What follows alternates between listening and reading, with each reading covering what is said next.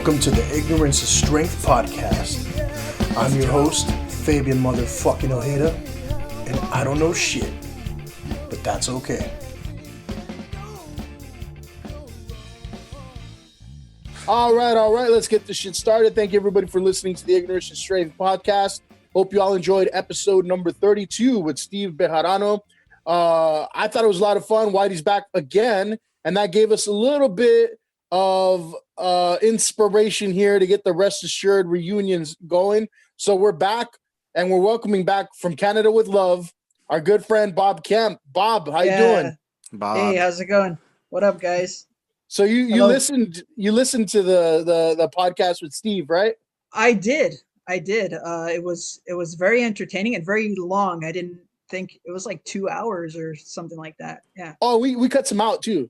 Jesus. Okay. Yeah. So I'm ready for an all-nighter then, guys. Let's do this. I got the Red Bull going. Well, Whitey's smoking weed over there, not quite cracked, so he'll be okay. Okay. But, I forget it's 3 hours ahead for you. So yeah, it is evening right now. 4 o'clock. Yeah. Oh, it's 4 o'clock over there. All right. We still got light. On the east side. What did you think about the episode with Steve? I thought it was very entertaining, although I have some beef because I'm going to contest this memory that was brought up about the first. I guess it wasn't a Wrest Ashurd show; it was a facelift show. Yeah, so apparently there was some Mandela effect shit going on here. Yeah. So Steve was like, "Yeah, I'll drum for you guys. It'll be great." So we practiced, and he was drumming with us, and we played maybe less than a half dozen songs, if even. And then the show comes up, and he's like, "I'm not gonna play with you guys." So at the last fucking minute, he's like, "I'm not gonna play." So literally, we did 2 songs. We did Blitzkrieg Bop, where actually Alfred tried to play the drums and I played the guitar. And I had just learned 2 power chords the day before, or whatever the fuck. And then we're like, we want to play When I Come Around. Does anybody know how to play When I Come Around by Green Day? And somebody in the fucking audience came up and drummed for us, and they were really good. And that was it. That was the first and last show of Facelift. And then a couple weeks later, we started playing with you, I think. Huh. I don't think it was the first and last show, though. So here's some more memories going on here. Because remember, we had the gig at Cordova's house. Do you remember we played in Alex Cordova's backyard and we had penguins? That's when I got my penguin stolen. Oh, yeah, that's right. So long story short about the penguins. So my great grandma, rest in peace, wonderful lady. We went to, I think it was like Pick and Save or something. I think you're right. Yeah, it was Pick and Save before it was Big Lots. And then we saw these. I guess it was around Christmas time, or maybe not even around Christmas time, which would make it even funnier. And we saw these fucking big plastic penguins, and Alfred was writing this song called Gregory the Penguin. I don't know if that was around the same time. So we're like, Kismet or whatever, we need to buy these things. And then we would carry them around, I guess, to a show, and one of them got stolen. And actually, I think we used because they came with these candy cane thingies. I think we used those to smoke weed out of. Fucking creative children of Almani there, right? Yeah. And that's actually the gig where I got Jesus in a headlock for being a dick.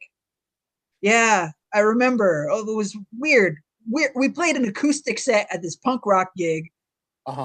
Which was, I guess, in hindsight, a little more punk rock. Like, fuck you, we're not gonna conform to your punk rock ways. We're gonna play acoustic. And I don't know why, but he just fucking hated me or Alfred or whatever. And I was like, I got pissed off and I just got him in a headlock, and that's all I remember. I don't think we fought or anything like that. But yeah. Which Jesus was this? Saavedra. Really? Oh, okay. I don't remember that. Yeah, I probably wasn't there. But yeah, I was friends with the guy at the time, and I didn't hear about that. That's interesting. Yeah, I mean, I don't know why he was being like kind of mean to us for no apparent reason. We were trying to start a band, and we were doing our thing, and he was just being a dick. And I was like, well, fuck you. Well, I was in the same boat. I suplexed Whitey for no reason. But I hey, think I think that might actually have been the same show. no, I don't think it was. You don't remember? Oh, well, yeah, a lot of backyards. Never mind. I feel like I'm just going to open like this stupid rabbit hole or whatever. We're never going to get down from. You suplexed Alfred for just out of nowhere or in a mosh pit? Out of nowhere. I was probably out of nowhere. I didn't even know you were behind me. Like it was one of those things where like all of a sudden like I'm watching the show or whatever, and then I'm watching the floor. But I was in a suplex spree because I was suplexing 30-year-olds, and I'm like, wow, there's Whitey. He's a wrestler, but Fabian in his suplex days. I think you're lucky you didn't get suplexed at the same night, Bob.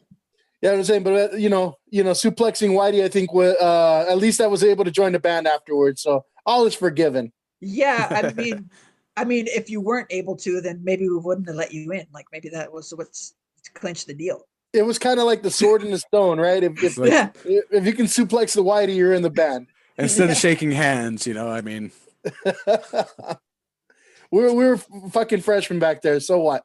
Anyway, for those people listening, I know we don't have. I'm not trying to big league anybody here. We don't have like a huge podcast. I know it's kind of like a local podcast. A lot of friends listen.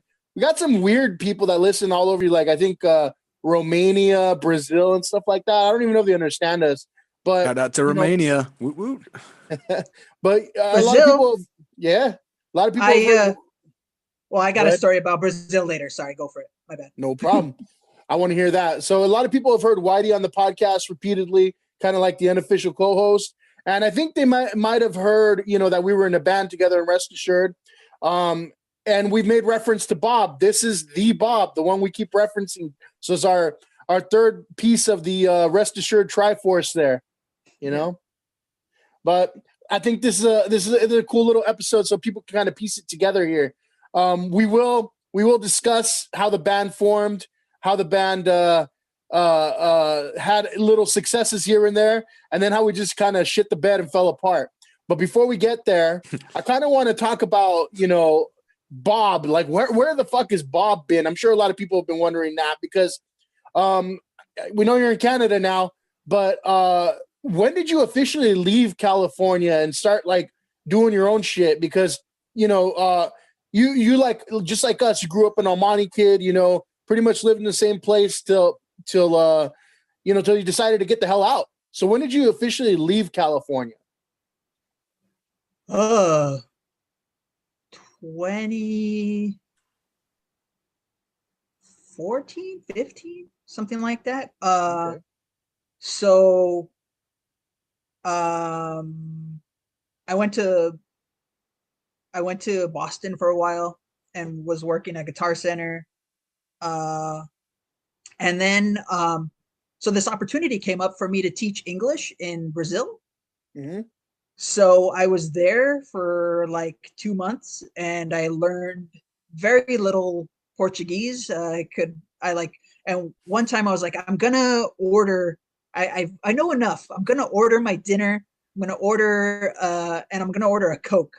And I was like, so I said, eu quiero un Coke. But like in Spanish, they say coca instead of Coke. So what they brought me was a fucking coconut. So, didn't you think he was going to say they brought me a bag of cocaine? Yeah. Well, no, the biggest surprise there to me is that I know Bob to be a Pepsi guy. Yeah, I am. But when in Brazil, I guess they only had the Coke at this one restaurant. So yeah, I was confused.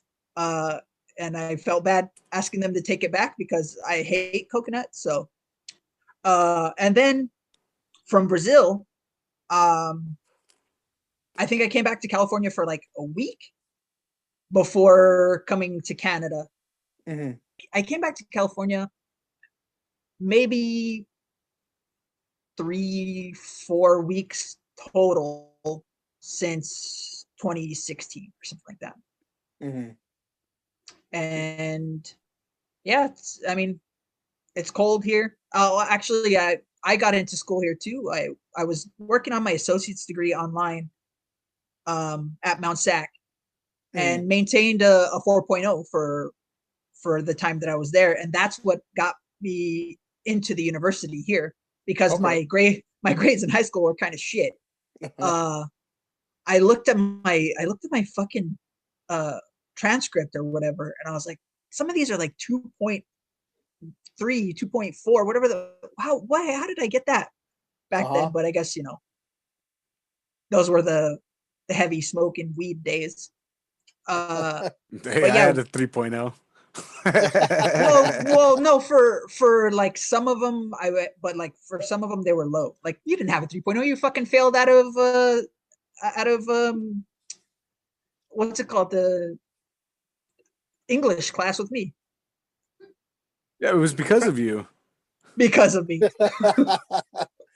Well, I thought it was kind of I wanted to bring it up because I thought it was kind of funny. We always wondered, like, because I don't think we kept in touch too much when you left California, right? Where the hell's Bob? We knew you were like bouncing around from place to place, and then all of a sudden we'd see you like take a picture with like 2 plates of food, and we're like, does Bob have a girlfriend or a wife? What's going on there? Right? And then we'd be like, nah, that's just Bob eating 2 meals. Bob's eating 2 meals. entirely possible. Yes. But yeah, man, it's kind of crazy how we were in a band. I consider you a good friend. I know Whitey considers you a good friend, and we didn't really kind of hear about those things in your life because you were out. Did you keep in contact with anybody other than family, really, or just kind of like, or were they there when you got married, or how did that go? No, I got married here, so I mean, not really. I guess the main people that I talk to are my family. I guess I hit up Fernando every once in a while on Facebook to see what he's up to. But yeah, I mean, from high school, I mean, this motherfucker Alfred came to fucking Quebec, and I didn't know he was here. Like, I've been here for 5 years almost, and he came here with to be with his girlfriend or whatever. It's gonna be my wife. Yeah. We just actually got she got her visa last week. Oh, that's cool, man. So she's gonna be coming down here during COVID, I guess. I don't know how that works, but we'll figure it out. But that's how out of touch we were. He came here. I've been living here, and like. You just basically passed each other by. I didn't even know it. For like 6 years or whatever the fuck it's been. Yeah. Yeah. Did you vote in this last election? I did. Yep. Previous one too. How many times, Bob, did you vote in this election? I voted the legal allotment of the correct amount. However many to not give me trouble. Nah, yeah. I just was your ballot counted late? I don't think so. Well, that depends, because as soon as I got it, I filled it out and sent it in. But I don't know. Maybe it was never counted. But like, I believe your vote doesn't count. being over there in Canada, how much does like the fucking US politics, how much does that play into your life over there? Are you still kind of, you feel it like as if you were here when you hear all the bullshit that's going on, or how does that play into what's going on with you? I mean, I'm not a super well-traveled person, but here is the first place, like, I've only been to the United States, Brazil, and here, but here's the first place that I've had like like American, like, fuck you, American motherfucker, like this. I remember it was this guy on the street asking for money, right? And I was tired. I didn't feel like busting out my French, so I was like, "Oh, désolé, English. Can you speak English?" He's like, "Oh, where are you from?" I'm like, "I'm American." And this was 2016.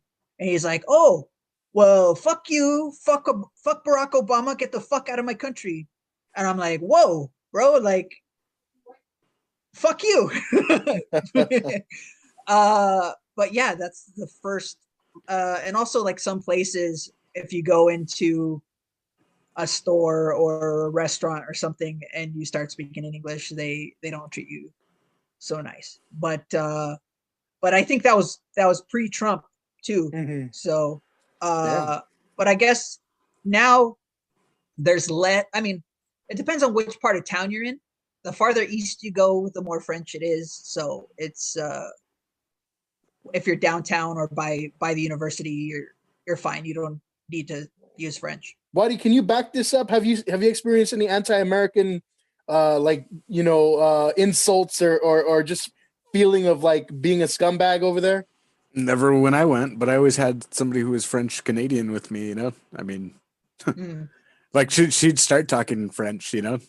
So I don't know, maybe that helped me out. But yeah, everybody in Canada seemed really nice, at least in Montreal. Well, did you go to all the tourist places probably? No, hell no, I didn't go to no tourist places. I look like a tourist to you.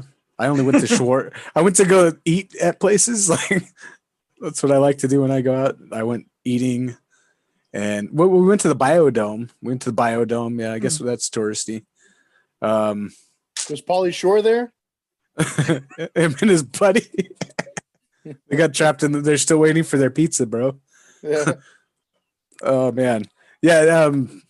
Yeah, I never experienced any of that stuff. I'm trying to think of what else I would have done that was touristy though. Besides Schwartz, I mean, we looked up places to eat and stuff. Like, what's the best food, and we got all that stuff. Do you go to the Banquise? We did. Yeah, we did. That's I mean, they have good poutine, but it's kind of overpriced. Like, you can get the same poutine somewhere else for cheaper. I think that's the one where I got filet mignon poutine. Oh, well, there you go. That's going to be slightly pricier. I said that sounds overpriced as fuck already. But I'm saying, like, I mean, I went on vacation knowing that it's like when you go to Disneyland, you go with enough money to eat at the place or whatever and buy a little souvenir, you know? Yeah, I got my poutine with truffles and Fabergé eggs. The rarest truffle. What do you use to grind those Fabergé eggs up anyway? Diamonds, obviously. Oh man. So Bob, when Whitey here gets hitched pretty soon, we gotta throw a bachelor party for him, man. Oh yeah, how's that? I mean, when's the blessed date?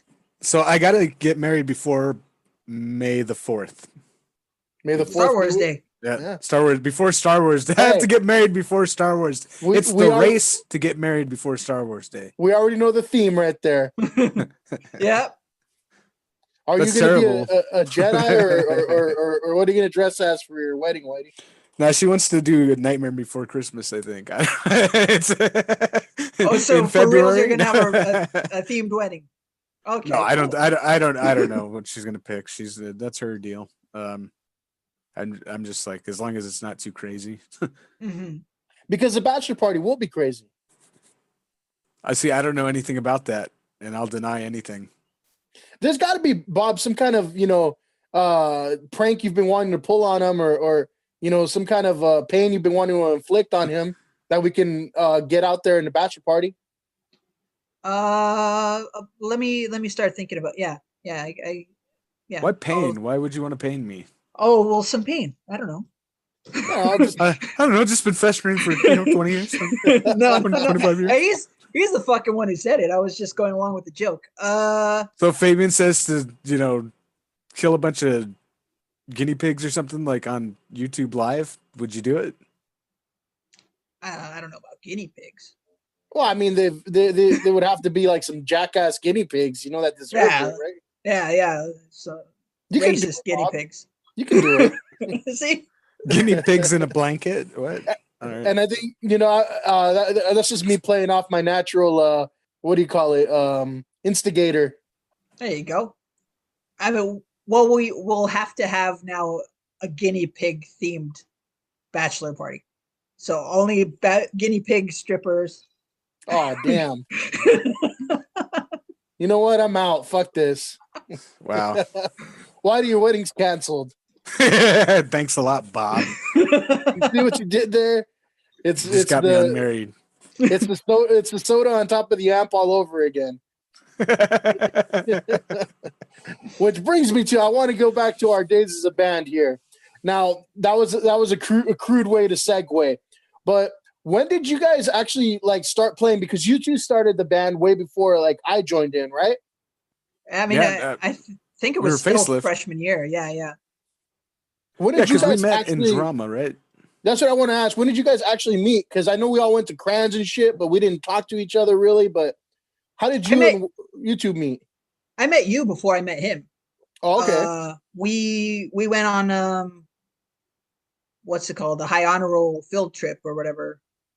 I think it was to the beach. Okay. Or something. And I saw you, but I didn't know you. I maybe said hey or whatever. But I had heard about Alfred in middle school. People are like, oh, they would confuse me for him because you're the white guy. And I'm like, I don't know what you're talking about. I don't know. He's like, oh, you don't remember? We were just at the whatever the other fucking day. I was like, I don't know, you weirdo. Get away from me. And actually, I remember making this video. I helped make this video thing for a class that I wasn't even in. You guys were in Mr. Tucker's class? Mr. Tucker, yeah, Mr. Tucker's class. And I was helping. I was just there. Like I was like a news anchor or some bullshit. Because they're like, oh, he's the white guy. Let's put him in whatever the fuck. And I remember them referencing Alfred or something. And I was like, this guy keeps coming up. I don't know who he is. And I didn't even meet him till I think we went to summer school freshman year of high school, and we might have been in the same it was like creative writing or critical thinking or some bullshit like that class. Oh yeah, I did have something like that. And I might have started talking to you then, but definitely we talked more when we took drama class. Right. And then we joined the Vista Academy together, and it's all, the rest is history, I suppose. But when did you actually start playing together? Like, who found out? Like, did you find out Whitey played guitar, or did you? Yeah, you didn't answer the goddamn question, Bob. Well, he also said like, how did we meet? But I guess I had a guitar since I was like 12 or 11 or something like that, but I never played it. And it was this shitty guitar that you buy at some whatever, probably like a pick and save style place too. And then Alfred Playmate. Playmate, there you go. Oh, that's right. Yeah. I was trying to remember the brand it was. No, I got that one. Remember that fucking guitar music place at the mall, the Mr. Entertainment. Yeah, Mr. Entertainment. Yeah. Yeah, that's where I got that one. But no, this was this no name. Yeah, cheap plywood guitar. Yeah. Yeah, when I had dreams of being the next Elvis kind of thing, and he was always playing acoustic guitar, in his movies or whatever. And then Alfred, I think he brought his guitar to school for drama class because we would do this thing called lip sync, and would also pretend to be playing guitar or whatever while lip syncing, I think. And he's like, oh yeah, I play. And then he showed me how to play When I Come Around, without the palm muting, because I didn't know how to palm mute yet. And then I think the chords for Angel Baby, the 1960s pop tune Angel Baby. And from there, I just sort of was like, okay, I'll learn the rest or whatever. And and then we would jam, and we had a shared love for pop punk and punk rock, and the friendship blossomed from there, and we started the band. We had like 3 or 4 different names. I feel like Facelift, Wrest Ashurd. I think there was more. Houses for Hobos. Houses for Hobos. Oh Yes. yeah, that little video is out on YouTube, right? HOH. Wait, what little video? Kind of like that behind the music video that you guys filmed for Yeah, that's right. For your dork classes. Is that on YouTube? Yeah, I think. Why do you put it on YouTube, right? Huh. Somebody put it on YouTube. It wasn't me. I don't think it was me. I believe it may have been, but I can send you the link after, Bob. Yeah, but, do it. Yeah, it's out there. But I remember you guys talking about Houses for Hobos on there. It was kind of like a behind the music before the band even started. That's the funny part is there was no. When that video was shot, there was no band really. Like that was the audition day for the band, I think, because that day that we were shooting that video, I remember that the Mexican guy from Mexico. I play punk. Yeah, he played punk rock. I've mentioned that like 3 different podcasts, but yeah, he played punk rock. Kind of. Did he though? Did he really? I don't even know if he knew how to play the drums. Like, come to think of it, because we had the set. I always laugh because I think Bob and I would joke about it, like, oh, I play punk rock, and it's like it's just one beat, right? And the guys just play. It's just the same beat over again. It's like, and it's at the same speed too. I mean, like if you could only play it up a little bit. Sure. It was like he was a metronome. And so when he starts playing the drums, and you guys are playing like, fucking a Green Day song or whatever, he looks around like, what do I do? Like, they're not playing punk rock. Yeah. Oh man, that was bad news. What would you guys have done if you had to stick with that drummer? Oh, we wouldn't have made it past Facelift. No way. No, I think all your songs would have sounded like exactly the same. Just. Well, we would have been true like Def Leppard. True punk. You know what I think is that you guys probably would have made it big with that guy.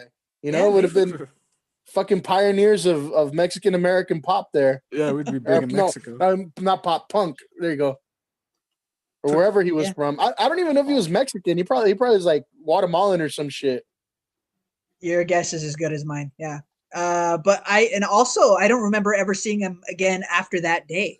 No, that's exactly what I was thinking. Like when wasn't Steve he in asked wrestling? Me, like, who was it? Wasn't he in wrestling with you guys? No, that guy like he was gone. How did you know him? How did we know him? I don't know. I think he approached me one day. Like this guy just appeared and then he disappeared. He probably just came straight from Mexico and saw that a band was hiring a drummer. He's like, I can do that. He's like, you guys need drummer? Yeah. Bateria? This is probably some of that Mandela effect shit. It's just been so many years that our memory rewrote itself, and really it was Sinbad. Sinbad. I met Sinbad. Really? So it was your fault then. Sinbad came to play fucking drums with his Mexican accent. Yeah, he came to the Guitar Center in Boston. There's a picture with him and me on Facebook. Yeah. I don't Facebook. Like that's the problem with me is like if you're in contact with me, that's because you've stayed in contact with me. I don't really check Facebook. I haven't checked in years. That's true. I tag him all the time. He never responds. If you see I've logged in or whatever, it was probably an accident. I mean, yeah. Okay. But yeah, that guy. You're right. He disappeared. I don't remember ever seeing him again.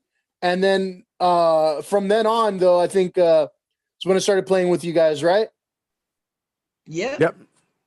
We're like, you're the better drummer, obviously, than this guy. And then, we took off from there. Also, I think we sort of gelled really well together playing wise. Like, I remember jamming with you guys and then just instantly, like, with the instinct of knowing when to stop, like, that's the end. And we just would, like, look at each other and, like, be like, know that that's when we're supposed to stop and stuff. It was pretty cool. But crazy? What's crazy is that I'd never really played drums before, like on a full drum set. Like, like the only time I was able to play on a drum set was when you guys had the drum set out or I went to practice with you guys or whatever. That's hilarious because it never seemed like you've tried to, like when you got the double bass drum, like that would have blew my mind to even like wrap my mind around the mechanics of that, because I'm not very hand and foot coordinated at the same time, but you were just able to fall right into something like that. Yeah, but even that, I'm doing it completely wrong technically, but I'm like, I'll just make it work, But it sounded right. Yeah. Yeah. Yeah, for sure. So when did you start playing drums then? When I started playing with you guys. No, but he had been in band though. You were in band in 7th grade. Like marching band 1 year, right? Oh, but you played a drum kit, right? No, that's completely different. You just play one drum. You play either. I was just doing bass drum because it was a heavy fucking drum that needed to be carried. But I didn't know that. The big guy could carry the big drum. Okay. I thought you had the 3 drums in front of you or something, and I don't know. I mean, I never watched the band. So I never played those or even snare drum.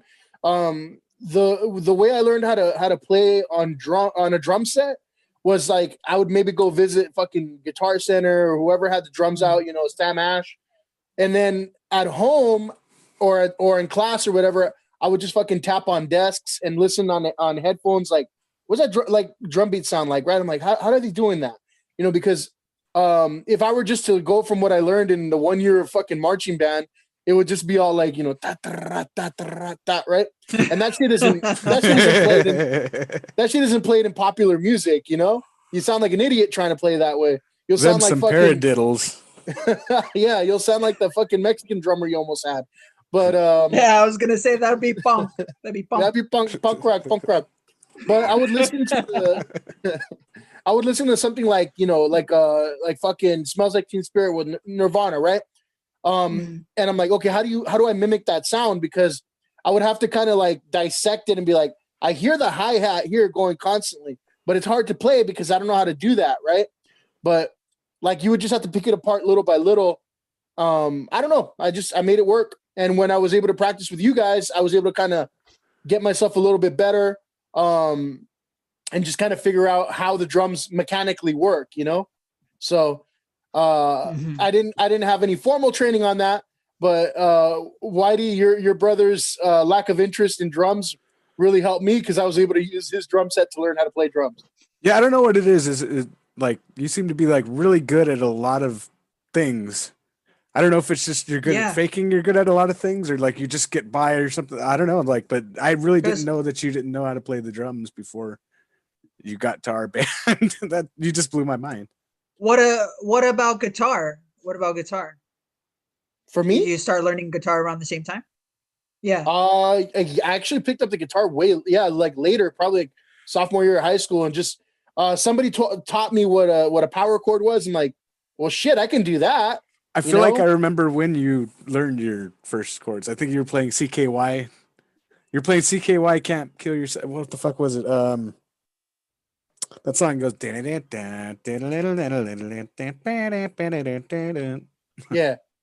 I forget the name of the song, but yeah, it's probably their most famous one. 96 Quite Bitter Beings. Yeah. Mm-hmm. Yeah, I remember you playing shit like that in Shippensburg. Yeah. But I mean, like, it was just all power chords, really, I remember you. Go ahead. Oh, I was going to say, I remember taking. I was in a class with you. I think it was accounting class. Yeah. Or something. That's where he learned to embezzle. And you. And you would get Guitar Magazine, whatever, and you had the patience to sit down and look at the tabs and stuff. And I remember I was like, oh, wow, you pick up the song really fast. And I thought that was cool. Like, yeah, but I thought you were playing guitar for a while. And I definitely thought you were playing drums for a while. No. Yeah. You know what it is though? Interesting to learn. I don't want to put myself over, because I probably could have been the greatest musician on earth alive ever. Not to, brag or anything. Yeah. But I probably could have been. Yeah. It's just that I don't know if you ever heard of the 10,000 hour rule, right? Where if you, if you do something 10,000 hours, you've mastered it. And so I don't know if it was that I didn't have access or if I didn't have the ability to practice as much or really the want to practice as much, but I didn't master any one thing, I definitely didn't practice 10,000 hours on drums or guitar. But something like I really loved, like wrestling, I would practice that shit all the time. Right. And I'm sure I've gotten 10,000 hours in at some point because, I feel like, I've mastered that more than most things, but like something like drums, I think I could still technically be a lot better. Definitely guitar, I could be a lot better, but I think for me, I just never had the patience to truly master one of them. I think I was content enough with being able to put together a song and play all instruments and do it myself. That to me was like the most exciting part of writing music. Mm-hmm. Yeah, I feel you. Once I got to like a certain point at guitar, like I kind of just wanted to be able to like play and sing at the same time. Being able to do that took a long time to be able to do, and then once I got there, I was like, yeah. I mean, I still love to play and write and stuff, but I don't have any aspirations to be a shredder or virtuoso or anything like that. I have aspirations Personally. to be a shredder. Yeah. Why he puts on the helmet and he's fucking master shredder. Oh yeah, fuck you, turtles, and your ooze. He tries to make turtle soup with that fucking guitar. With that little brain guy in the man suit. What's his name? Caitlin. I don't know. Yeah, Krang. No, that was his name. My bad. Caitlin.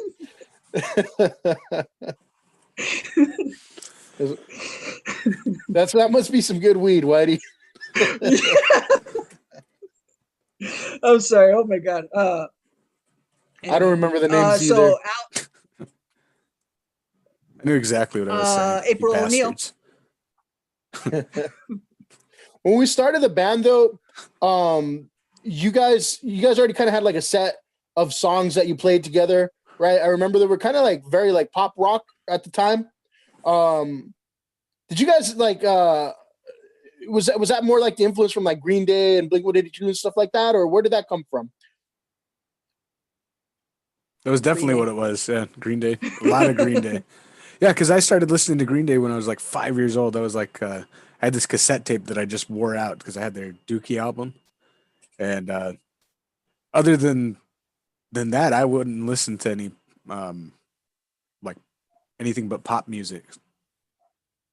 Like up until high school, I'd say I listened to like Kiss FM and stuff like that. And then that's when I started listening to the other stuff, and you started getting your Blink, and everybody started coming out with a bunch of crazy shit. Bad Religion was on the radio, The Living End, stuff like that. Yeah, and then like the sound that we played as a band, I think, kind of started to take a different turn, right? We started to make songs like like Blame and The Day of the World Died and stuff like that, and it kind of had like a different tone to it, right? A little heavier. We started to get a little more developed as far as like what we were doing. We wanted to play something more than just 3 chords. Yeah, and then there's songs like the Depression tribute. Sorry to cut you off there, but completely different. Yeah, that's exactly where I was going with that one. But what's funny is like some people who wouldn't have listened to us just listen to the Depression tribute over and over again. Yeah, like if you didn't like the other ones, it's almost like a different band. It's almost like a different band. That song, I kind of like doing the whole eclectic thing there, because when people would ask like, okay, what kind of band are you in? I'd be like, I don't know, right? Right, because it's like you can't really pinpoint it, because it's like, well, some songs are like this and some songs are like that. Like I didn't really have like a genre I could pinpoint. I later on when we started doing kind of like the heavier songs, but still had like that like pop punk kind of taste to it. I'd say it was more like what do you call it? Something like maybe like The Offspring or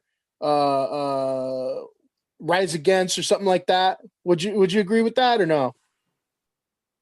I think there was some Offspring influence in there for sure, but I mean, I was listening to a lot of like Pennywise and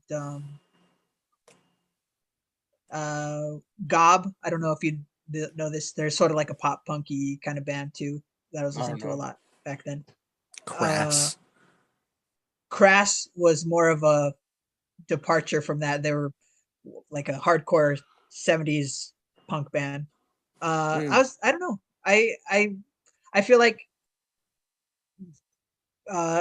we had too many influences to pinpoint a particular one, but like Green Day was definitely in there. And I don't know what Al would want to add.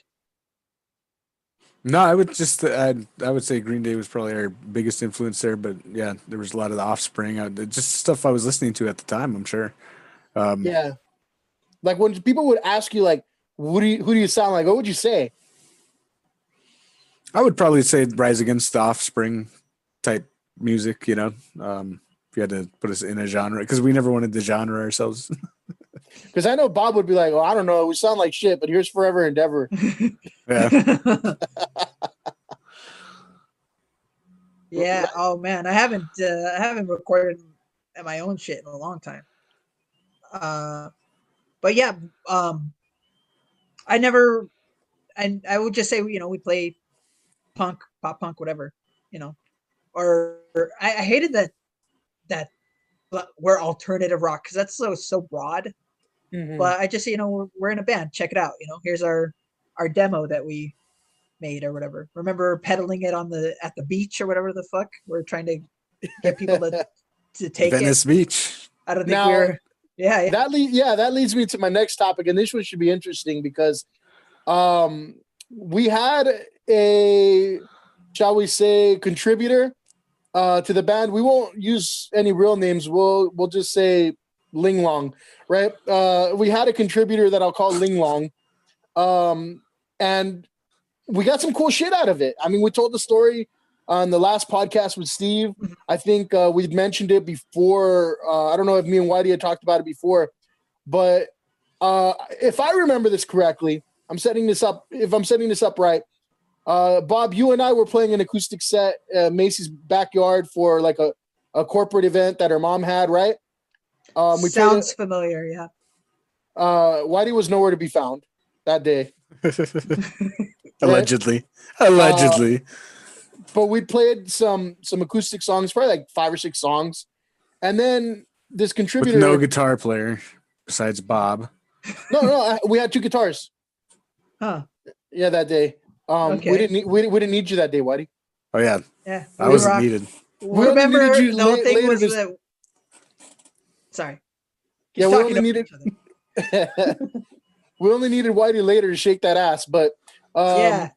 Allegedly. But, shake it for the sugar mama. But Bob and I, we'd finished playing some songs, and then all of a sudden, you know, Miss Ling Long comes up to us and says, here's $100, right? Is that how you remember it, Bob? I don't remember. I remember more somebody who was there, this dude who wanted to take the guitar from us, and he kept playing Blackbird by the Beatles. And he's like, oh, I remember back in the day. I remember that guy more than, but I remember some sort of money being exchanged, but I don't remember specifically it being $100. Mm-hmm. But yeah, and then when did Ling Long get introduced to her sugar boy over there? I just like to say that I'm not remembering it the same way Fabian does. How do you remember it? How do you remember it, Whitey? The same way you do, the exact same way you do. I was with you at the time, and they came up with $100, and they were like, "But you were there that day." I mean, I'm not remembering. I don't know. Maybe I was there. Maybe I wasn't. Now we're muddying the waters. I can't remember anymore. It's Mandela away. Yeah, but from what I remember, you know, she gave us this money and like said like, "Oh, I want to like work with you guys or sponsor you guys or something like that." I'm like, "Damn," you know. And then next thing I know, we're like meeting to fucking sign some contracts that didn't mean shit, you know. And she took us out for some good food too. I remember eating at the Claim Jumper and Tony Roma's. Oh, that's true. We were fucking wine dined, and Whitey almost got 69. But I allegedly. But that's true. And We pho. did. Oh yeah, and you guys didn't really care for that too much. Oh You're my like, God. Like, Jesus. Yeah. That turned me off of that whole fucking concept. To this Well, day, you I let have them never. order for you, right? You're like, Mm. just give me something with meat, and she's like, oh, I'll hook you up. And I was It's like going to a uh, fucking French restaurant and everything's in French or whatever, and you're like, you trust the French person with you or whatever to not fucking steer you wrong. and then they Yeah, bring the snails. Yeah. but to this day, I've never eaten another bowl of pho. Me For either. that. For that, for sure. Yeah. Uh, But yeah, I next remember thing. going to Claim Jumper though. That was fancy. Yeah. You got that or Ray cart, got the most expensive thing on the menu. I think I got ribs probably. Mm. No, Whitey's over here lifting his fucking pinky and shit. Well, you know, the fancy, you know, he was the fancy boy getting the fancy money from Ling Long. Yeah, but I remember, you know, like within a week or so after that, or we're all of a sudden meeting to sign these weird contracts and shit. And she basically like opens up her wallet and gives us her whole paycheck, right? It's like a $1,200 paycheck all came to us. We got it. $1,200, really? Yeah, at least. Because I remember the like the cymbals and hardware for the drums was about $500. The PA system was about $700. So it's about $1,200. And then, you know, with The demo. the next paycheck after that was the demo. So Wow. yeah, I think we squeezed at least like a couple $1,000 out. But I mean, we didn't ask for any of it, right? It was just like, No. Wow. I don't remember it being that much. Shit. yeah, it's just it was just a weird situation where she's just throwing this stuff at us, right? Uh-huh. And then I don't remember if Bob, you remember having this conversation with Whitey, but I don't know what the hell was going on. Why don't you tell it in your own words then? What was happening there? Was she trying to seduce you? What did she touch you out? Yeah, no, she was getting pretty Friendly? touchy-feely there. Yeah, there you go. Pretty friendly towards the end there. I mean, I didn't think so at first, but yeah, and then the whole company pen ink talk or whatever that was discussed on previous podcasts or whatever happened. What did she try to do? She try to get you like go out with her like alone and shit like that, or what was going on? I think she did pick me up at some point or whatever. Like she was coming to get me in her car. I don't know. It's been so long. Yeah, I'm pretty sure that's how it went down. How old was she? I think we were like 17, 18, and I think she was probably like 20, 21. Oh, okay. I was 18 though. Yeah, I remember Alfred was the only one who was 18 when we signed the air quotes contracts. You know, I was like, I'm 17. You can't hold me to this shit. I'll sign it. Whatever the fuck, you know. But Alfred was the one who was 18. Yeah. Yeah, contract was null and void because I didn't realize that you guys were 17 at the time, you sons of bitches. Yeah, no, but I remember just telling Whitey, like, hey, you know, this is for all of us. Like, you can't go dipping your pen in the company ink, you know, like, because then when that goes bad, we're gonna get no more money. Mm-hmm. So I don't know if I'm gonna get any more money. I love it. So I don't know if I gave Whitey great advice or if I just cock blocked him. What do you think, Bob? A little of both, actually. Half and half, yeah. Yeah, because I mean, I don't even remember how it fucking ended. Like she just kind of wasn't there anymore, and we still had all the shit in the demo.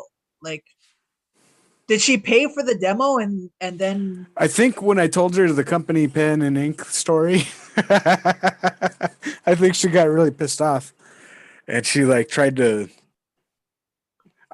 I think she tried to get all the stuff back or something, or I don't know. Like, you straight up told her you cannot dip your pen, in so many words. Well, I was like, look, like this is getting too personal here. So, like, you know, if you want to sponsor us or whatever, you can sponsor us, but you know, I'm not part of that equation there. So, no dating or nothing like that. Yeah. But I remember she did show up to like our show at the Whiskey, right? But I think probably at that point just saw like, damn, there's It wasn't our fault we didn't get any tickets sold because I mean, how are we going to get people from El Monte, who are probably not even driving yet? It wasn't. We didn't get. We sold all our tickets. We sold our tickets, but I'm saying we didn't get that many people there. Yeah, physically. Well, look. Here's the deal. You're playing at a place like that because there's people coming in the door at that time. We played at the 7:00 spot. It wasn't like we were like the last band or whatever. Like, right. Yeah. You're gonna play for a few people or whatever. Like, we got what we expected to get, in my opinion. I mean, and that's great. I mean, we got to play in Hollywood. We got to play at a badass place, and we got to play with bands that went on to do other things. So, yeah, for sure. I mean, but I think from that point on, she really started kind of regretting like giving us money. You think because there weren't a lot of people there, she's like, oh, they're not as good as I thought they were, or something. Maybe just saw it as like too much struggle. I don't know. Like, yeah, I think it was something to do with me for real. It's like, we're being honest here. Like, I want to say I'm 90% feeling that it was me. Yeah. Well, you shook your ass a couple times, Whitey, and we got our deposit, and I mean, it was good while it lasted. I still have those symbols. They're still functional. But after that, I think we started right then and there. I thought we were a decent band. I thought we had our repertoire down pretty good. Our songs weren't the greatest at the time, maybe, but I kind of feel like we were strong at what we did. But I feel like after that whole time, we became a much better band. I feel like our songs started getting much better. Timing was like on point. I remember listening back to like the Roxy video or, some of our practice sessions that were recorded, or even that church thing that we recorded, the one that Steve was talking about. Yeah. Oh yeah. Like that, we sounded really good at that concert, But I think we started sounding a lot better after that. What do you guys think? Was that recorded on the like church recording? Through the mixer, their mixer. Yeah. They had a mixer. Okay. It was supposed to be straight to the ears of Jesus. And then we played the bad touch, and then I got yelled at. So, were we writing more songs around that time? Is that when we wrote Murder? Yeah, Murder, just like you, stuff like that. Murder, I feel like, is probably our best song. Yeah, I agree. It's really like layered and stuff. So yeah, if that's when that came out, then I definitely agree with you. If that's because that like ushered in the new. So Murder era. And Just Like You were right around the same time, I think. Yeah, and they were departures from our already departure-y stuff. So yeah, I definitely agree with you there. What do you think, Whitey? You're writing them lyrics.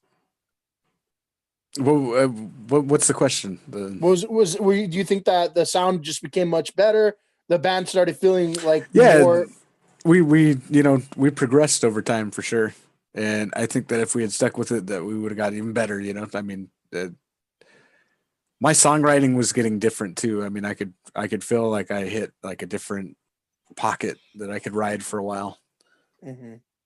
I just like right now I haven't written anything in so long that I'm rusty at it. But if we had just, it's like anything, you keep practicing, you just get better. I think also my bass playing probably got better around that time. I even to this day, I don't think I'm a very good bass player, but I remember reaching a point where I thought that I sounded much better than I did previously. Right. Instead of just kind of like mimicking like the root note of the guitar, you were kind of experimenting with like walking different bass lines and shit like that. Okay. Now, do you guys think that had we stuck it out and instead of like, falling victim to like, okay, we got to get a job, I got to make money, had we just stayed a band, could we have done fairly well, or was it just kind of a pipe dream? I thought we could have gone much further than we did, for sure. Maybe not number one band in the world, but I think we could have, easily been a touring band. Yeah, I agree with that. But I don't know. The way that I mean, cards on the table. Yeah. The way that I felt was there was like this weird dynamic that like I remember this vividly. Like when we first started the being Wrest Ashurd, like we would write together. Like we wrote the Depression tribute. I wrote some of the words, you know. And then Alfred, I think around that time, Sistine, remember we played the band whatever stand at school, and Alfred jokingly played like 3 chords and started singing one of Sistine's songs. And then like the next day or week or something like that, Sistine comes knocking on Alfred's door saying, you guys can't play our songs because, you know, they're copywritten or whatever. And we're like, we didn't bring that up with Steve. Is that true? I don't remember that. I didn't remember that, but I think that is true.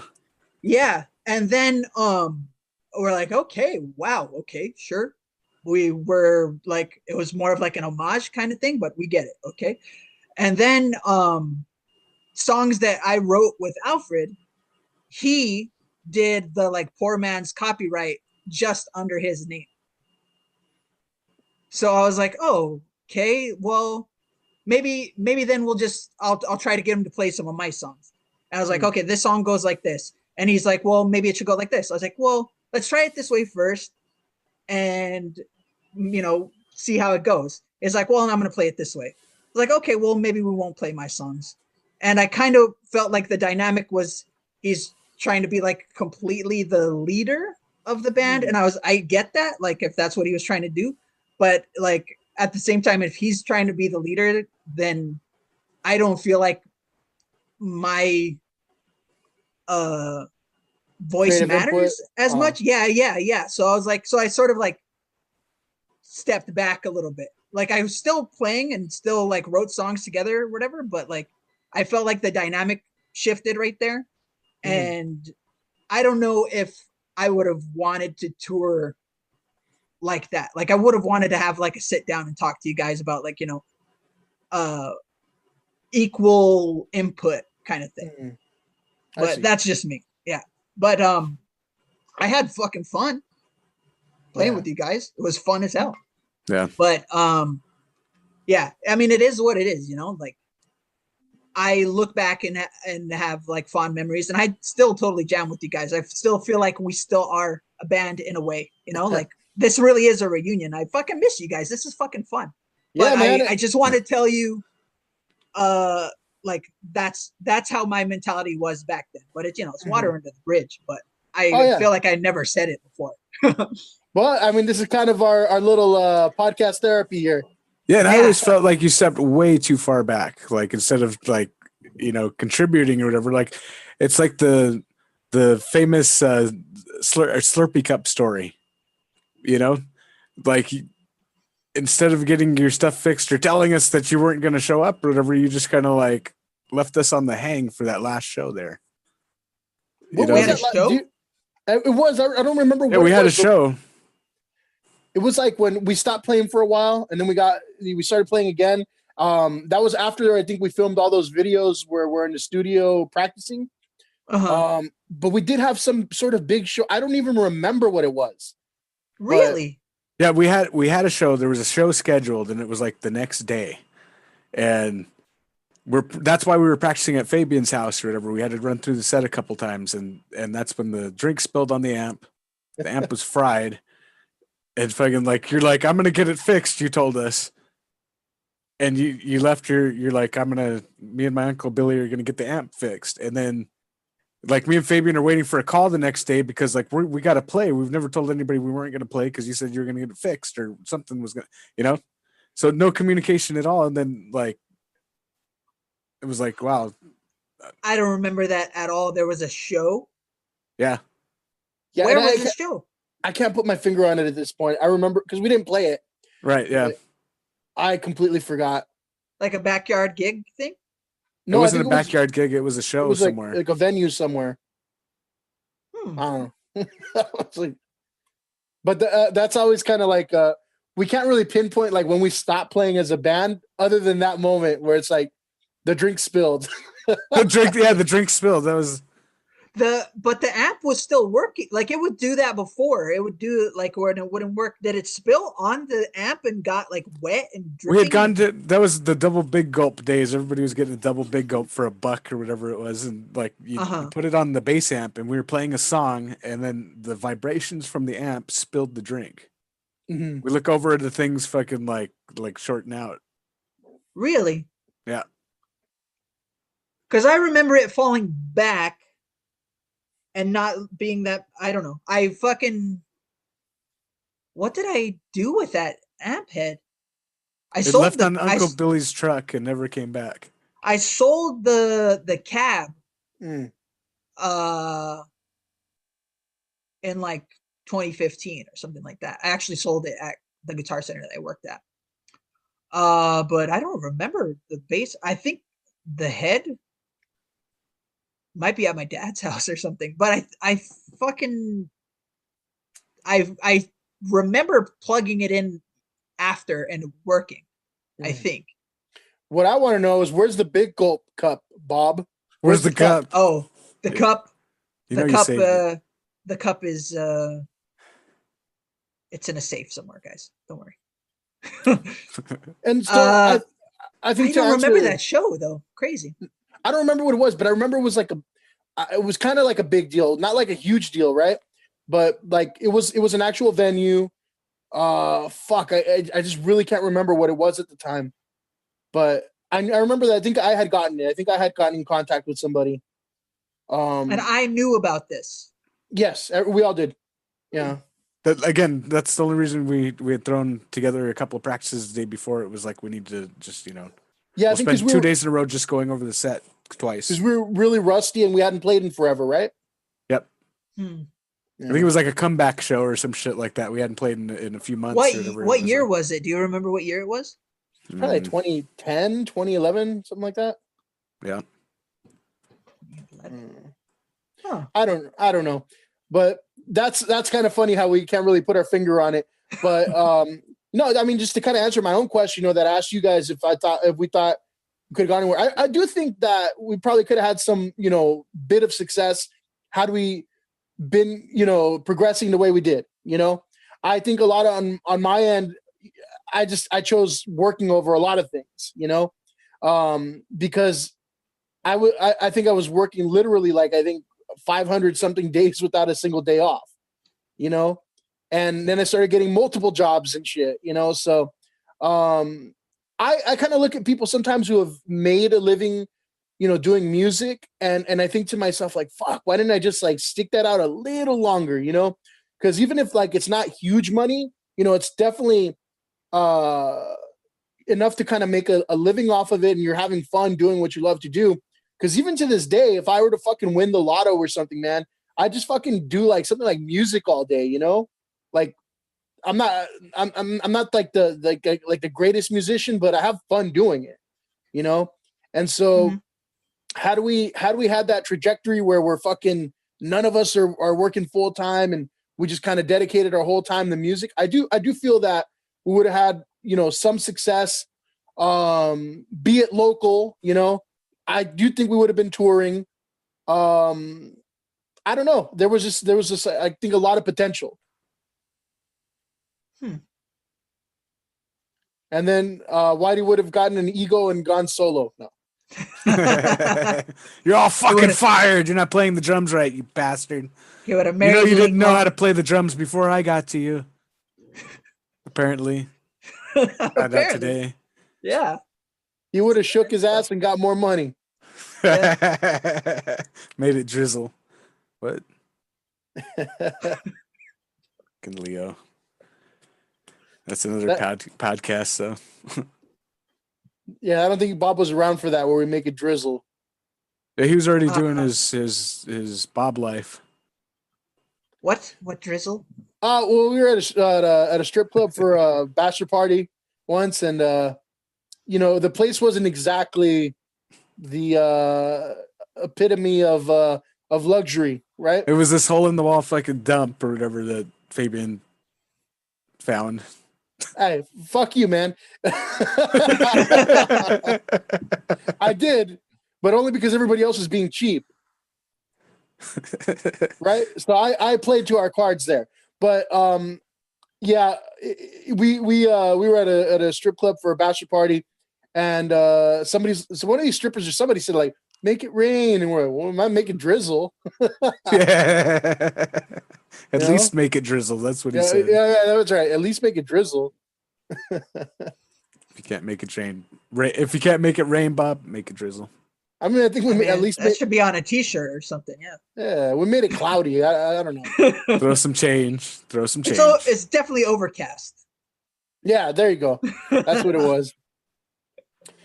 But Okay. yeah, as far as the band goes, I think when did you come over last, Bob? It was like 2 years ago or last year. But we're still able to fucking jam, man.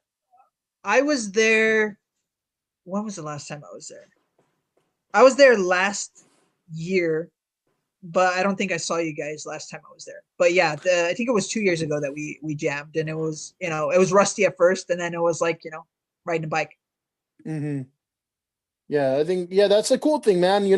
We're still able to play those old songs and fucking put it all together. So if we ever wanted to start like an old man band at some point, we might be able to. For I sure. got 2 new songs for 2 years. And now we have the money to buy shit we don't need. Right. We could be a looper band. I'll just loop your drums, and I'll just loop your bass. Just loop everything. You're on loop. Well, we've been talking about the band for a bit, but I want to know, Bob, you got any funny or like interesting stories about Whitey or I that we might not remember? Let's see. And Whitey, I'm going to ask you the same about Bob in a bit. I remember. Oh shit! Yeah. Okay. This one was good. Alfred's 18th birthday. Uh-oh. Okay, the big 1-8. Hmm. So we were actually jamming at his house in the backyard, right? You were there, he was there, I was there, Mikey was there, his brother.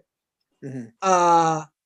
And he's my best friend. I was like, I got him a gift, and the gift was a blunt. And he had been, for whatever reason, trying to hide the fact that he was smoking weed from you and from the wrestling team or whatever. Right. And I was like, fuck it. Like, we've been playing for hours or whatever. I got him this for his birthday. I literally like went inside, rolled the blunt, brought it out, and I was like, hey, happy birthday. And I fucking lit it and started smoking it. And then he, had this stroke of genius. Like, I'm still gonna pretend like I don't smoke weed. And he's like, oh, look, it's legal now. I'm 18. And he's like, I can smoke a cigar. And here's me, holding it in, passing it to Mikey, him doing the same thing, and Alfred like, oh, it's a cigar. And I thought like, oh my God, what the fuck? Like, really? Like, that you're still trying to hide that? And it was funny as fuck. And this was his 18th birthday. And now look, the son of a bitch right there in his chair. Yeah, he's literally smoking as we speak. It's legal now, buddy. And now it really is. It was really funny. What else? That is funny. Shit, I don't know if my family's listening, but so we I would go and spend the night at my grandma's house, my great grandma, the one that we talked about before. Mm-hmm. And she came and picked me and Alfred up from Alfred's house. Mm-hmm. And she was backing out of the driveway. And she's Southern belle lady in her, however old she was back then, her 60s. backing out of the driveway, and she's like, "Oh, that son of a bitch," and she's like, "Now, Bobby, you don't use those words; those are grandma's words." Little did she know that we had like a backpack full of booze that we were taking to her house and drinking after she fell asleep. And See, I bought that from the wrestling team. there you go. So drinking was fine. Drinking was fine. The wrestling team could know that he drank, but he didn't want them to know that he smoked weed. What about you, Al? You got any stories? I don't know. There's a ton of stories, Bob. Walking through backyards and at Rosemead. Do you remember that gig we walked to with Joe Solis? We used to hang out with oh yeah, Jesse's brother a lot, and we ended up at Moe's house. I think that was the night we ended up at Moe's house, and it was like fucking freezing in that garage. Yeah, I left my first base that I ever had. I left it there, and it got destroyed. It was a fucking whatever Squire base. But yeah, I remember hanging out like I think that was the first time I ever drank. We went to that backyard gig. Aldo or whatever the fuck his name was. Oh yeah. Okay, there was. You want to tell the story? Go ahead, because I've told it and I just want you to confirm it. He's like he was 40 if he was a day, and he was hanging out with us, 13-year-olds at this backyard punk rock gig, drunk off his ass. And I remember he wanted somebody to take him to the liquor store. And he like got the microphone so people could hear him. He's like, "Could somebody take me to the liquor store?" And then they started fucking with the effects or whatever, and liquor store, and he was just like, that's right, yeah, lots of feedback and shit. Fucking old dude who wanted like some teenager to take him to the liquor store to get him more booze, even though he's already drunk off his ass. Yeah, falling over drunk. Yeesh. And I don't know if you remember this, but that backyard was attached, I think, to the fucking graveyard. Yeah, there was a graveyard right there, and you had to walk. Yeah. We walked through the graveyard, and there was like a split in the fence, and then that's how you entered the party. Yeah, and there was like a big circle pit, dust flying everywhere, and I think I had some cash, and somebody took us, and we bought some. I don't know what the fuck they were, tall boys for sure. And I think that was the first time I ever drank. And I was, and then we ended up being drunk and going to Moe's house because I couldn't go home drunk. And we slept over, and I believe Joe proceeded to torment you. He did. There was like they, yeah. We left that night, I think, because of that. Like, yeah. I remember Mo fucking being pissed off, and because I guess his room was the garage, and we were all sleeping in the garage, and Joe was like squirting mustard on Alfred. Yeesh. And he got stuff out of the fridge and was like messing with Alfred in the like pitch black dark and laughing his ass off. And then Mo was like, "Fuck this," and went in the house and slept on the couch or something. But I don't remember leaving. Maybe we did. I think we left. Whitey's never slept over anybody's house since then. Yeah, I'm not comfortable. I'm not comfortable sleeping around people. I can't even sleep in like our road trips. I don't know what Fabian might do to me. I know what I had to do for this interview. Hide the mustard. I know. What did you have to do for this interview? That's what I ask all the guests. What did Bob have to do? Unspeakable things. Well, this is number 33. Like, this is the Masonic, fucking conspiracy theory number 33, right? That's why you wanted me on? Yeah, he's going to talk about conspiracy theories once you leave. Why do you? Yeah.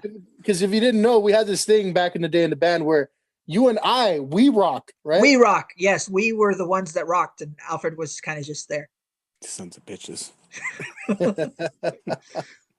I remember the days we used to go practice at the studio in Pasadena. Like I enjoyed those days. Like we used to have a lot of fun doing that. That's where we met Lloyd first. Remember? Yeah, Because that's where I knew Lloyd. It was weird because he's in that band, Kid. No, he was. Well, yeah, he's in the band Kid Finish. But we knew that he was at we had been booking rehearsal time at the Pasadena recording studios. And, yeah. When we're working at Carmine's. yeah, and then it turns out because we started working at Carmine's, and then he started showing up, or he knew the Charlie's Trio people, right? Like all the people at Charlie's Trio. Yeah, he went to school with them. Yeah. And they would all go to Carmine's, and it was like, hey, I freaking know you or whatever, like from other things. And then so we knew each other, from one thing, and then we met doing something else completely different. It was like small. He world. was the guy that worked at the studio thing. Yeah, the Filipino guy, tall guy. Oh, okay, yeah. I don't remember. I'm not good with names, but yeah, I remember that guy. He's racist. Yeah, but those are fun because we used to sometimes have like fucking Matt come along and shit. Have you? Yeah. I haven't heard from Matt in fucking years, man. I think it's probably been like 5 years. He's gone. Don't tell me he lives with you or something. He's back there, isn't he? Oh yeah, come on out, Matt. He's just gonna come out. No, hey Bob. I probably haven't seen him longer than the last time you saw him. Maybe was he on Facebook? I don't know. He's disappeared from everywhere. I might have had him on MySpace back in the day, but I don't know. We're on this mission to get Matt on the podcast. So Matt, if you're secretly listening, you spick son of a bitch. We know you're fucking listening. Get in contact with me. I know you know my number by heart. But I thought that was kind of funny because we used to have a lot of fun with that. We used to eat all kinds of crap. I remember eating fucking Albertos or Alfredos almost every time, or Bob and his fucking love for zucchinis at Carl's Jr. The last time I went to California, I went to, it used to be Albert's. My favorite super fry, super nacho place was called Albert's, but it's called something else now. But it was still pretty good. But yeah, super nachos. Remember going to get my money from Macy? That's what story I was gonna tell. Yeah. Go for it. It's all you, man. Tell it. No. I want you to tell it now because you brought it up. So, I don't know what the fuck. She said she was gonna go to like Malaysia and live there or something, and she's selling everything. She's having this big yard sale, and I had stuff in my garage that I wanted to get rid of, and so the aforementioned Uncle Billy, was like, okay, I'll load it in the truck, and we brought it over there. She's having the yard sale. I put it, and she's like, well, if it sells, I'll give you the money. And then we went and practiced, right? And it was fucking, I don't know, 11 o'clock, 12 o'clock at night. And I was like, and she had texted me or Facebook me or something message that said that they had sold. And actually might have been before Facebook. Anyway. And she's like, the money, I can give you the money. And I was like, fucking hungry at the end of this practice. I don't have any cash, but Macy owes me the money from what what she sold for me. Let's go get it. So we literally just roll up. I was like, yeah, we'll be there right now. We roll up. And I think I literally just rolled down the window and got the money. I was like, okay, cool. Thanks. Rolled up the window and we fucking went and got some super nachos. That's what happens when Bob has super nachos on the mind. That's when you got scumbag respect from Matt. He's like, hey, Bob. He goes, hey, Bob, that was pimp.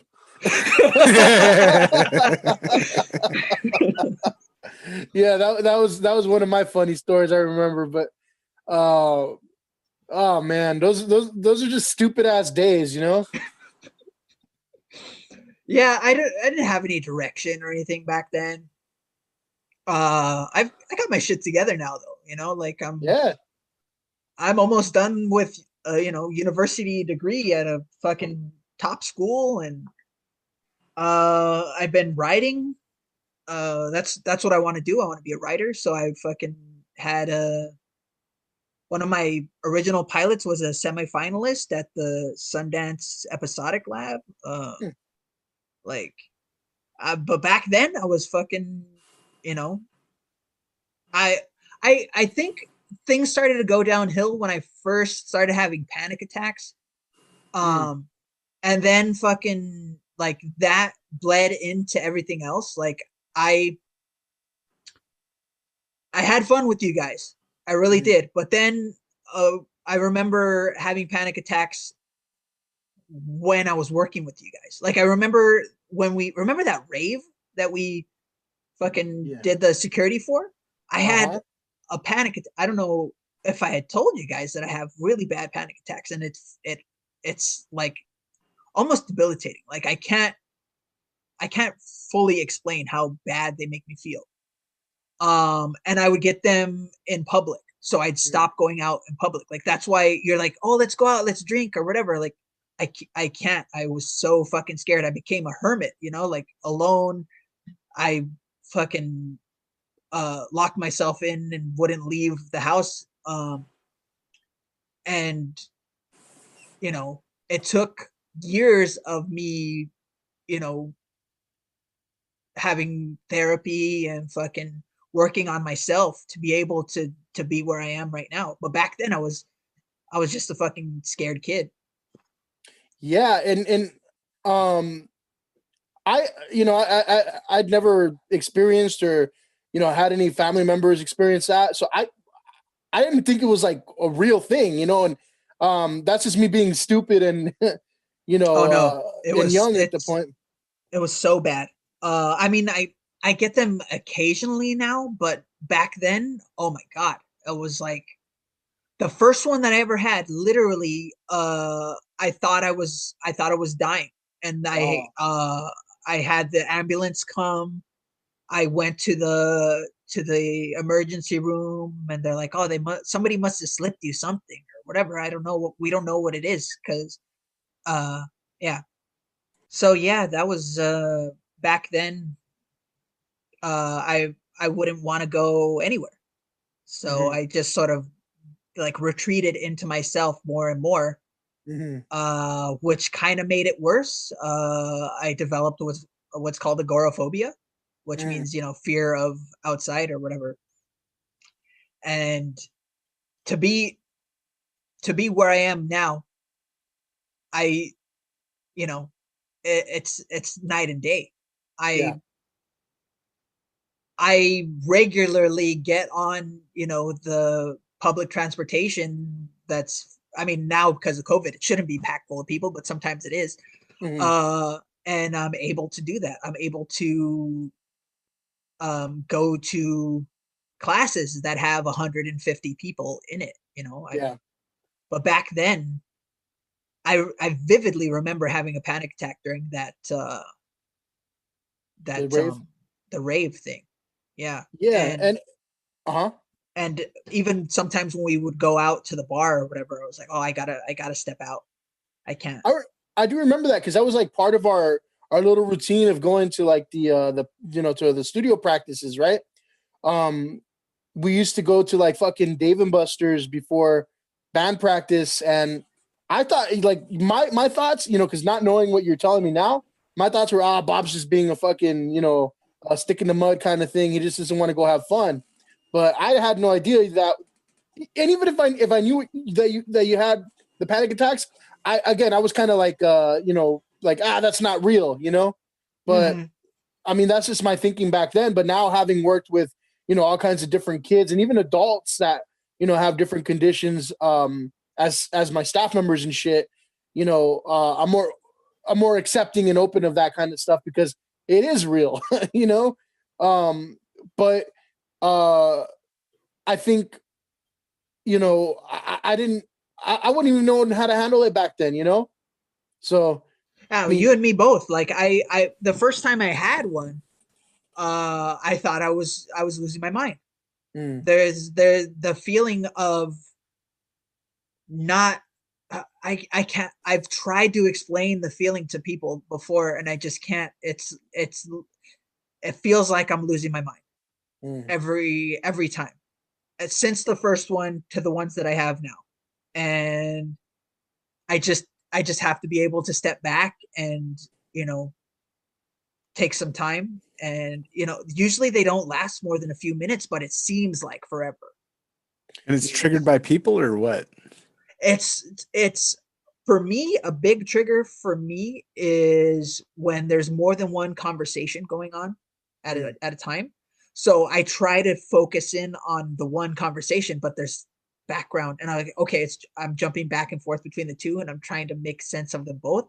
That can lead to it, but crowds was a big trigger for me too, and fucking gigs and bars and working in security that has you working at gigs and bars. So not only gigging ourselves, but bars that we worked in. I didn't know how to articulate that back then. Like, oh, this is what I'm going through, because I didn't even know what it was. Ironically, I figured out what it fucking was from watching The Sopranos. Yeah. Tony Soprano would get panic attacks. Like, what's a fucking panic attack? Right. And then I fucking went to a therapist. Like, oh, well, this is what's happening. Oh, okay. And then I was able to start working on it. But back then, I got my first one when I was in high school. And I thought, well, maybe I'm smoking too much weed or something. I need to cool down on that. So I started smoking less, and I think maybe hanging out with Alfred a little bit less because I would smoke less or something like that. So it got progressively worse, where I was like, okay, I can't be doing this. I can't be doing that. And then that was weird for me because we started smoking together pretty much. I mean, like we started the exact same time. The literal same day. Yeah. I don't know, where do we get it from? There was this kid who was like younger than us. From what I understand, you got it from one of the wrestlers on the team, the rough little brother of Noe. What was his name? No, that wasn't him or whatever. Like that was just. I remember him being this little skinny kid. I don't recall, man. And what's his name rolled it for us? The guy who fucked up his tooth from drinking Tony grain alcohol. Yeah. He rolled it for us, and then I think it was Henry. Henry? Oh, the guy we got it from? Yeah. I think it was. Asian Henry? Yeah. No. I think no. That we got it from? It wasn't an Asian guy. I remember because the guy we got it from was there.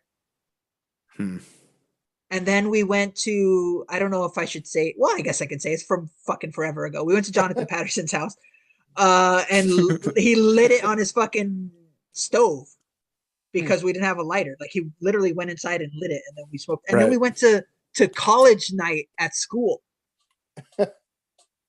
For some reason, we went back to school.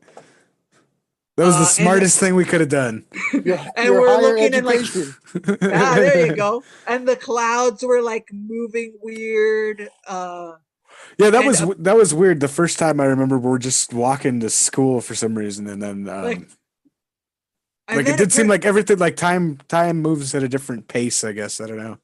Yeah.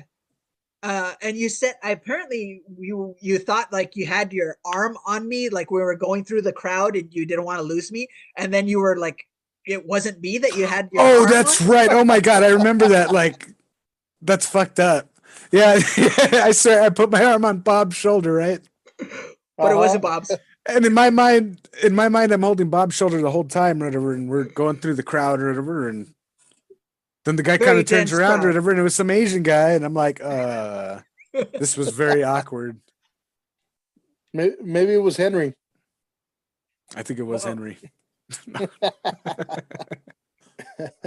Oh, I'm going to have fun editing this shit. Oh, man. All right. Well, anyway. You guys got your higher education on, and then those were the days that... We were young and dumb and fucking, yeah, we didn't know any better, but we had fun. Yeah. Well, you mentioned a little bit of working security. I wanted to touch on that too, but you kind of jumped into it already. What were your overall thoughts of doing fucking bouncer work, man? Did you ever think you would do that? No, I think, and I only think the reason that you probably wanted me to do it is because back then I was like 300 pounds, so I was big. Like I was more intimidating. But like I don't think if something went down, I wasn't gonna fucking do anything. Like, I know, because you let Whitey handle a whole fight by himself. Was there a fight? Yeah, there was a fight. There's like a 6-man fight I stopped. Inside. Yeah. No, it happened right outside. So I was by the door, and there was like a dog pile of men like right outside the door. I remember Fabian always told us, he's like, if something happens outside, he goes, it's not really your problem, you know. Like let it go, pretty much, you know. It's not your issue. So, but the problem was we were kicking people out of the bar, okay. And there was a fight as soon as you stepped out the door or whatever, you're into a dog pile of men or whatever. So I think, you know, there was like that gray area right there where I had to do something, you know, because now I'm putting somebody in danger or whatever. And how do you know, what the fuck do you do?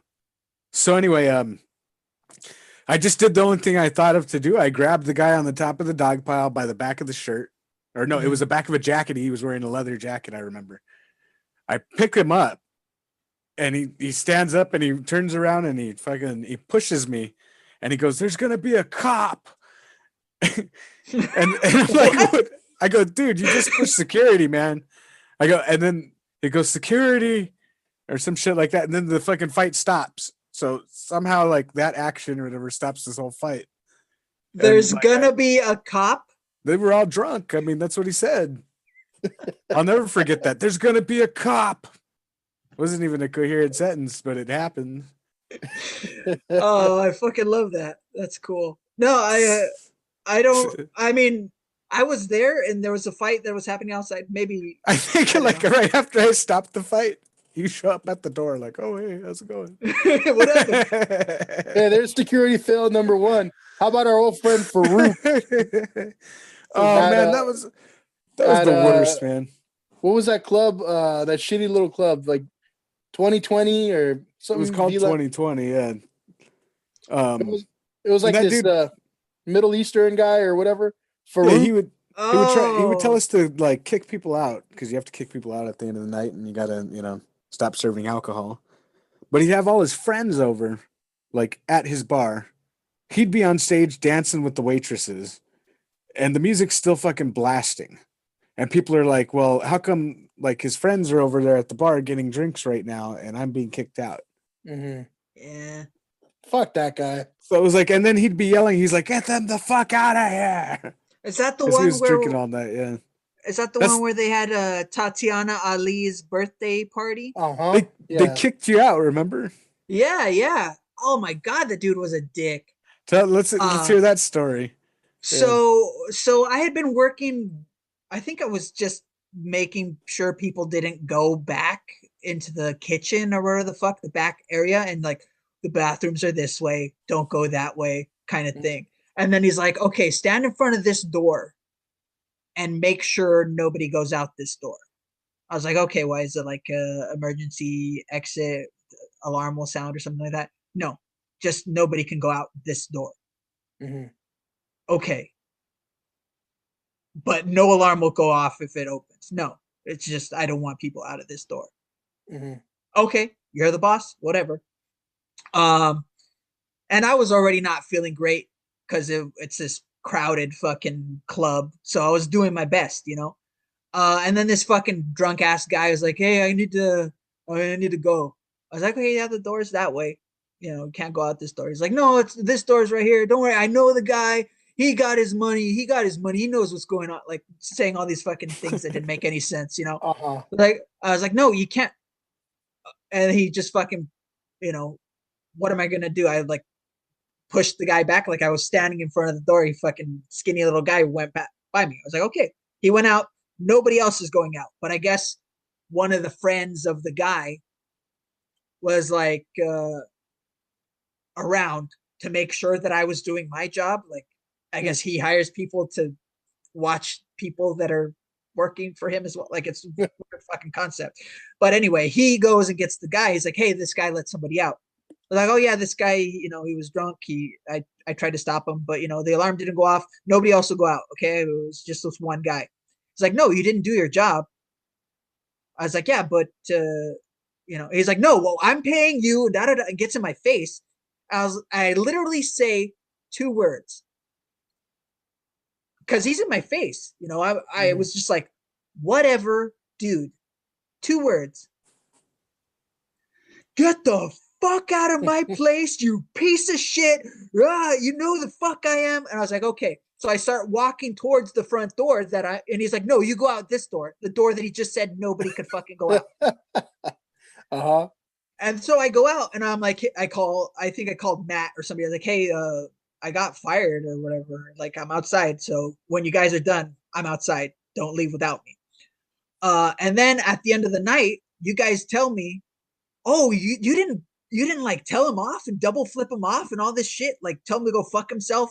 Like, no, I literally said, whatever, dude. Mm-hmm. That's it. And it turned in, it's like, oh man, he said you got into his face and was saying all this shit. And I was like, no, I did not. He's just this fucking controlling asshole. Yeah, that guy sucked. He wanted me to go work at his club because nobody wanted to work there, right? Mm. So like he kept like telling the company like, I'll pay him this much an hour, I'll pay him that much an hour. But I fucking hated the guy, man, because same thing you guys said. He's a piece of shit who would fucking try to play big shot, especially since he had fucking 90s celebrities that nobody gave a shit that would come party at his club. Fucking Urkel was there picking up fat white women, and I remember he would be there illegally streaming boxing fights, so that they could watch him for free. That club sucked, man. It was fucking terrible. That guy didn't know what he was doing. He was playing with mommy and daddy's money. He was playing club promoter with mommy and daddy's money. So fuck them. Glad I'm not there. But even then, man, whatever. Those days are fucking fun. Just going from club to club, acting stupid. Getting paid to do nothing. Right, Whitey? Pretty much, yeah. Yeah. Never had really any big problems. I remember Alfred drinking like 20 Red Bulls or Monsters or whatever. Like that it was like we would start working at 10 or whatever, and he'd drink 2 fucking energy drinks. I'm like, dude, like, when we're done with this, you're gonna probably want to go to sleep.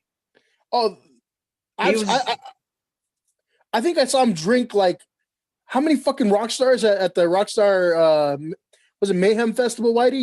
You drank like the super strong ones too, remember? Yeah, I think I did like 5 of them or something like that. I don't know. They were like these fucking like mega fucking energy drinks, right? They're like their bullet shots or something like that. Like, yeah, you could die, dude. Well, like they didn't tell me that when they were giving it to me. It was the Rockstar people egging me on. Drink. Jesus. I don't know. I think Whitey's immune to that shit, man, because I've seen him put away fucking energy drinks like nobody's business. It was nobody's business. I got acid reflux now, though. I wonder why. That's probably it. Fuck, we're old. Yeah. Is it for anybody? I'm like, anybody else's hip hurting? For me, it's my knee, my left knee. Especially when it's cold, and it's fucking cold here in Canada. Yeah, I'm getting old. I'm getting older. I'm good. I'm spry. I can do backflips and stuff. Yeah, do one right now. Yeah, well, I was just doing them before I got on the podcast, so I'm kind of tired right now. Like, okay. Hey, Whitey's good. That checks out. He'd go shake that ass for money again. Oh yeah. Yeah, get up, Ling Long. What do we call her? That'll do it. Chow mein. No, pho.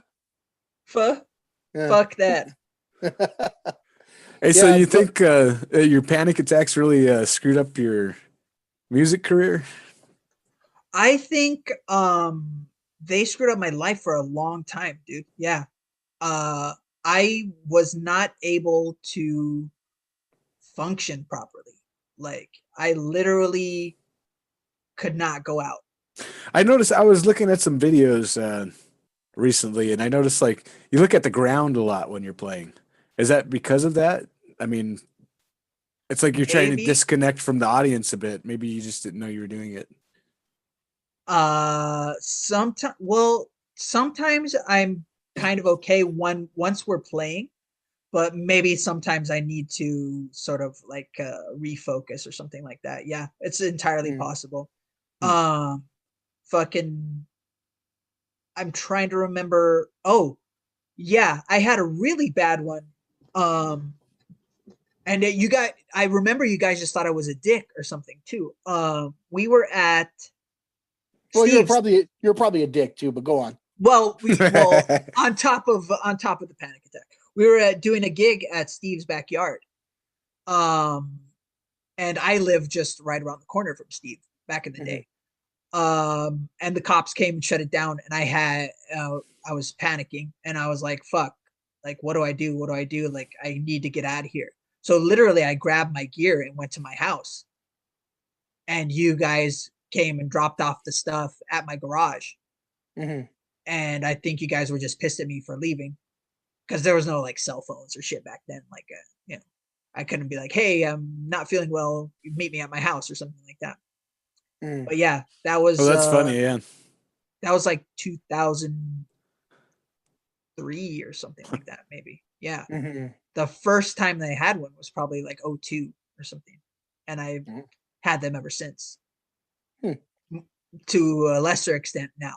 Like, I think I had one a couple weeks ago, but sometimes at a point in my life they were a regular occurrence, and they fucked me up big time.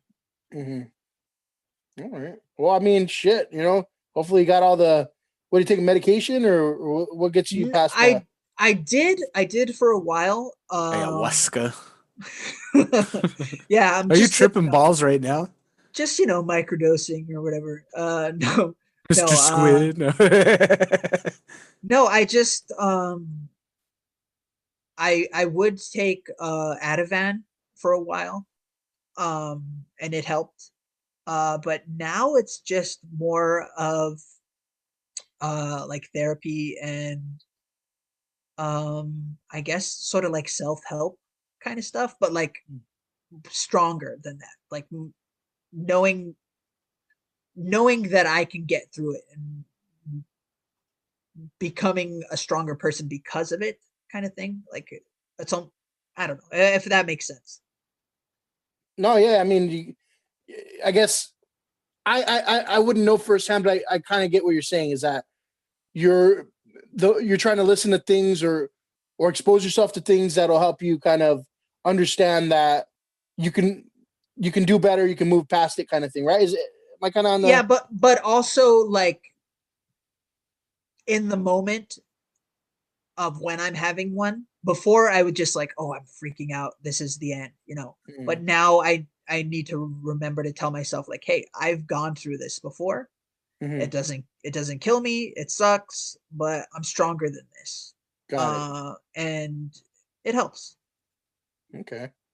And like I said, sometimes they last for maybe like 10 minutes at most, but it seems like longer. Oh, shit. I mean, I hope I never get one of those. Yeah. I hope you don't either, because they suck. I hope Whitey does at least once. Just once. Just to know how it feels. One good time. One good fucking. It's gonna send me through some psychological shit now. It's gonna be like Saw, but a little different. It turns out he's really good at it. He's never done it before, but All right. Well, we talked a lot of stupid shit. Caught up on some good old, band days and whatnot. We've been going a while, so we'll cut it here, right? And I guess we can end with what would you tell like the 17-year-old right now that's trying to decide, hey, should I go fucking work after high school, or should I continue with my fucking my goals of being a musician, right? What would you tell them today? If I was 17 today, what would you tell any random 17-year-old now? Trying telling a young impressionable Bob.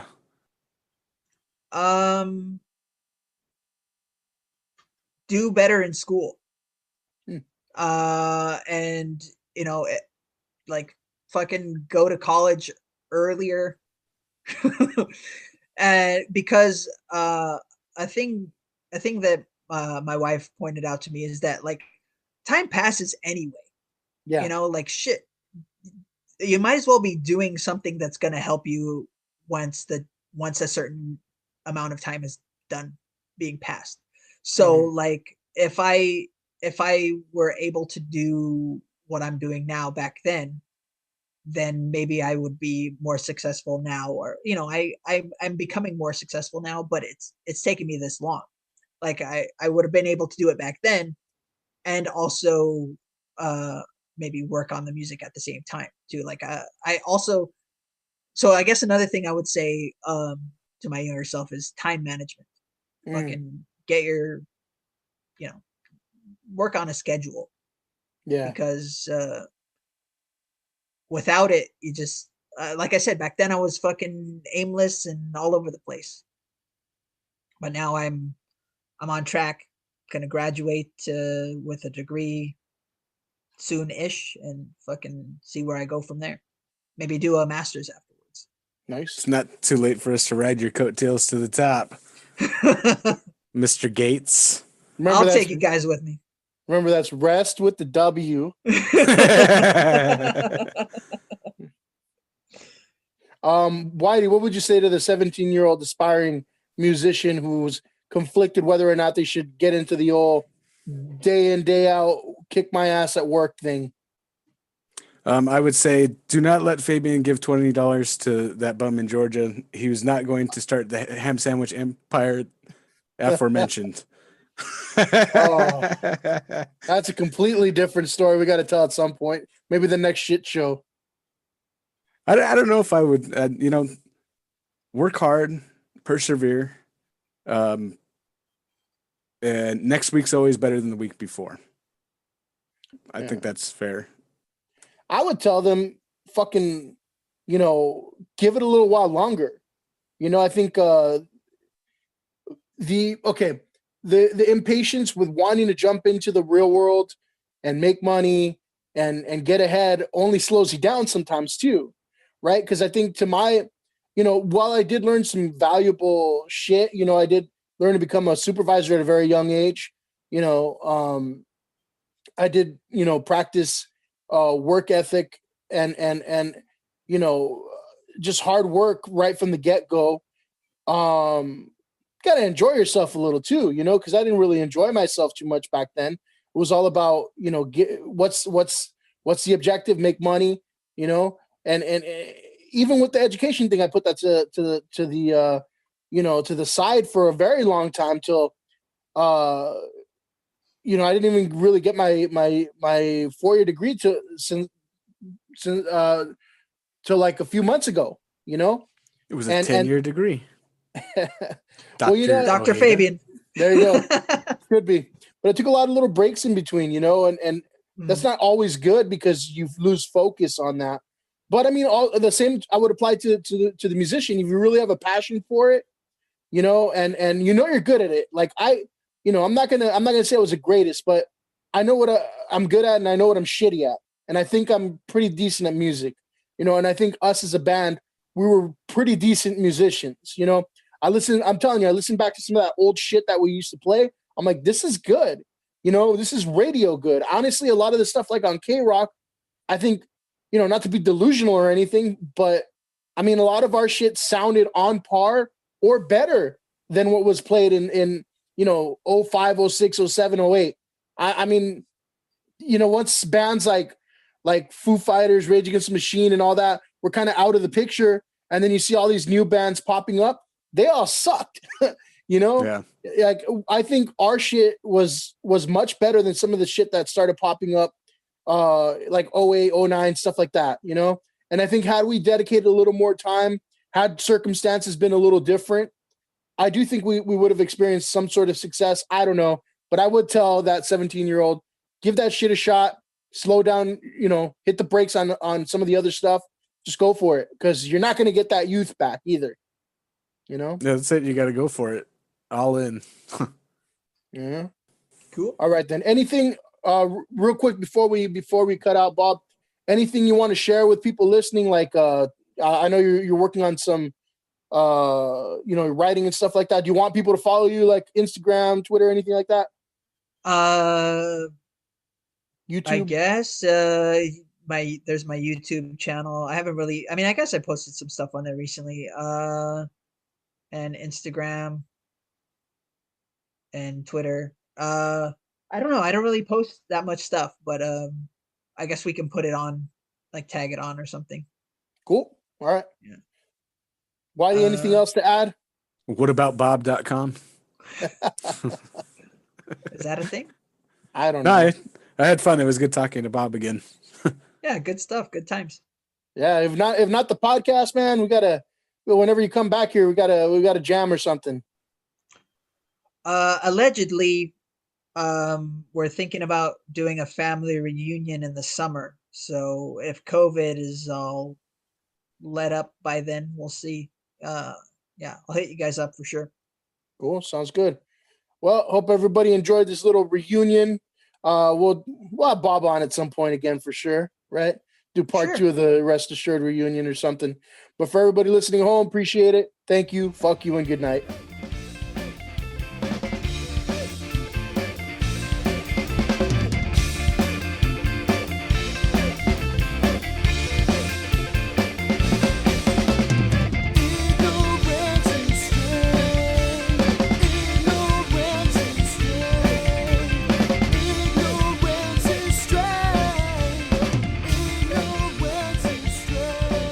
Subscribe to the Ignorance is Strength podcast on Spotify, Apple Podcasts, and Google Podcasts. Like, follow, and share on Facebook and Instagram at Ignorance is Strength Podcast and on Twitter at The Ignorance Pod.